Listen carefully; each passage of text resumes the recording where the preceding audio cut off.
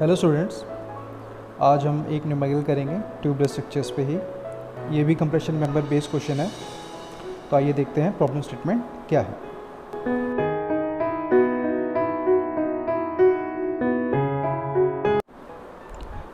Design a suitable tubular column section to be used in public building.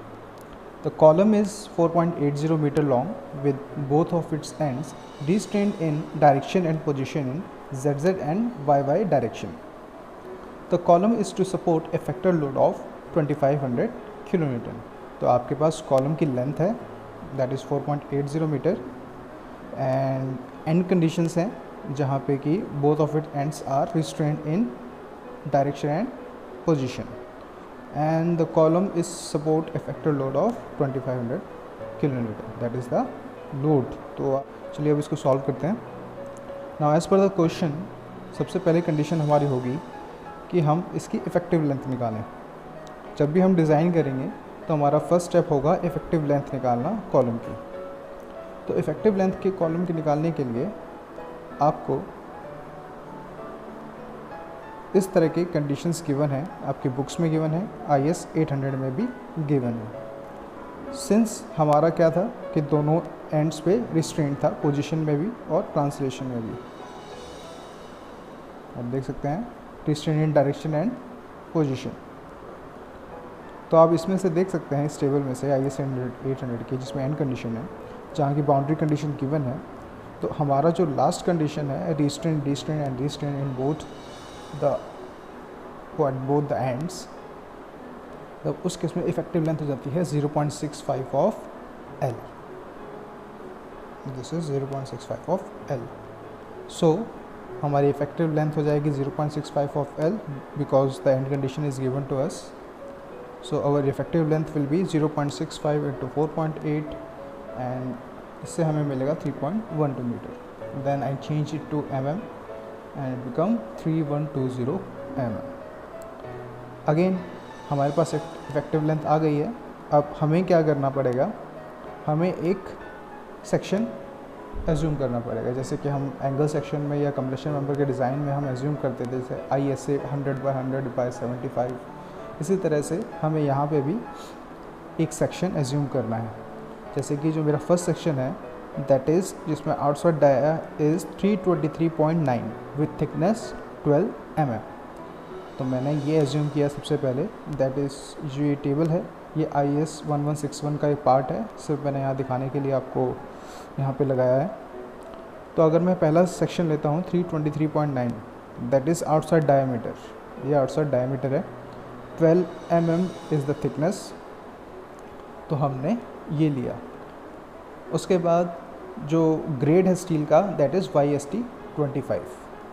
Function में हमने क्या लिया है, हमने लिया है 323.9 mm का आउटसाइड डायमीटर, थिकनेस 12 mm और जो ग्रेड ऑफ स्टील है YST 25 एज पर IS 806।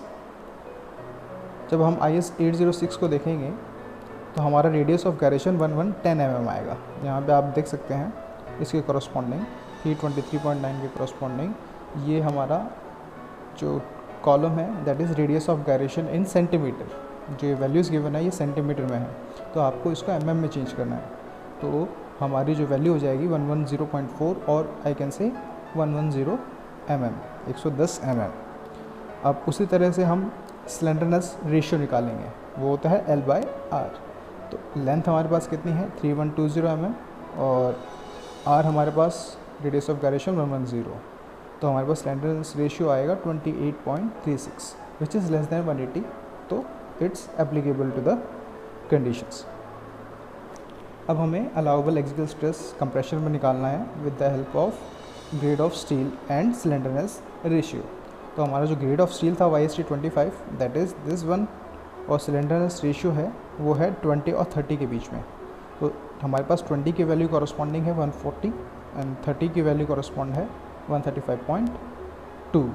जब आप टेबल में जाएंगे IS कोड्स देखेंगे तो IS कोड्स में आपकी जो वैल्यूज़ गिवन है लाइक दिस, ये देखिए ये IS टेबल में आपकी बुक्स गिवन है, ये आपकी kg फीट पर सेंटीमीटर स्क्वायर में गिवन है। तो अगर आप उसको न्यूटन पर mm स्क्वायर में चेंज करना है, जस्ट आपको उसको 10 से डिवाइड कर देना है। जैसे कि 1352 है, 30 के लिए 1352 वैल्यू है सिग्मा सी की, बट इन न्यूटन पर mm स्क्वायर के लिए मैं इसको 10 से डिवाइड करूँगा तो आई विल गेट 135.2, जो कि मैंने यहाँ पे आपको दिखाई हुई है 135.2। सो अब हम इंटरपोलेशन करके 28.36 से कॉरस्पॉन्ड सिग्मा सी की वैल्यू निकालेंगे। तो ये आपका x1 अगर हमारा 20 हो जाएगा, y1 की कॉरस्पॉन्ड इसकी वैल्यू 140 है, x2 28.36 है, y2 की वैल्यू हमें फाइंड आउट करनी है, x3 हमारे पास 30 है और इसकी कॉरस्पॉन्डिंग वैल्यू है 135.2। तो this is our interpolation formula. हम इसको सॉल्व करेंगे तो we will get 135.99, that is our permissible axial compression stress. Now area, similarly table से ही हम एरिया कैलकुलेट करेंगे। आप देख सकते हैं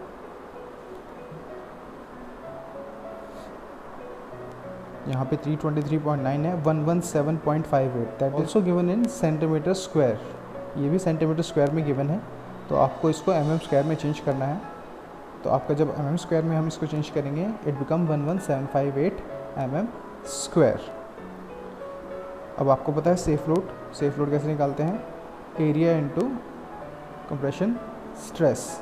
तो एरिया हमारे पास गिवन है 11758 एंड सिग्मा सी की वैल्यू है 135.99। तो हमारी जो वैल्यू आएगी 1595443 न्यूटन, और जब इसको हम किलोमीटर में चेंज करेंगे we get 1595.44 kilo newton. Okay, now but हमारे पास जो फैक्टर लोड है दैट इज़ 2500 किलो न्यूटन।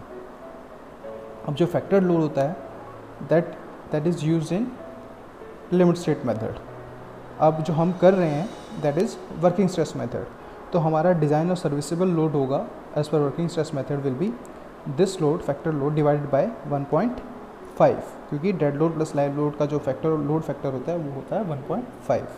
तो हमारे पास जो वैल्यू आएगी P की दैट इज़ 1666.67 किलो न्यूटन। तो हमने जो सेक्शन लिया उसका जो सेफ लोड है that is 1595 kilo Newton, but जो हमारे पास सर्विसेबल लोड है that is 1666.67 kilo Newton. Obviously ये लेस है तो ये सेक्शन हम इसको यूज़ नहीं कर सकते अपने डिज़ाइन में। तो हमें क्या करना पड़ेगा, दोबारा से एक सेक्शन चूज़ करना पड़ेगा। So we have to take another section from IS 1161 this time. Let's see हम कौन सा सेक्शन लेते हैं। हम लेते हैं 355.6 outer dia with 12 mm thickness.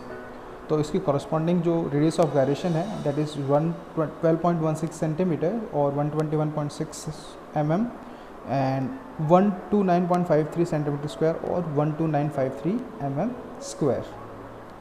तो अब हम इसको इस तरह से सॉल्व करेंगे। जो हमारे पास आउटर डाया है 355.6 mm है एंड थिकनेस इज़ 12 mm। तो हमारा रेडियस ऑफ गायरेशन उसके अकॉर्डिंग 121.6 था। Effective length will B same 0.65 of L, तो हम निकालेंगे 3120 mm आएगा। स्लेंडरनेस रेशियो जो हमारा होगा वो होगा L/R। तो हमारे पास L है, R की वैल्यू चेंज हुई है तो हम इसे करेंगे 25.66 आएगी। अब हम कंप्रेशन स्ट्रेस निकालेंगे फ्रॉम 806। सेम हमारे पास x1 की वैल्यू है 20, y1 की वैल्यू 140, x3 की 30, y3 की 135.2। This time x2 is changed 25.66। हमें y2 के वैल्यू मतलब इसकी कॉरस्पॉन्डिंग जो स्ट्रेस है कंप्रेशन में वो हमें फाइंड आउट करना है with help of interpolation. This is the interpolation formula. Again हम इसको यूज़ करेंगे and will get the form value y2 137.28 sigma सी।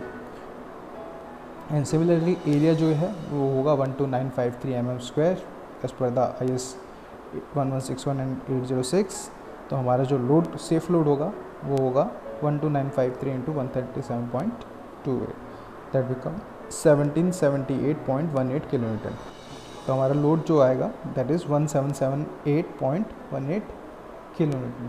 अब ये ग्रेटर है 1666.67 किलो न्यूटन से, जो कि हमारा सर्विस लोड था। तो हम इस सेक्शन को अडॉप्ट कर सकते हैं। That's how you design a tubular column as per the IS codes.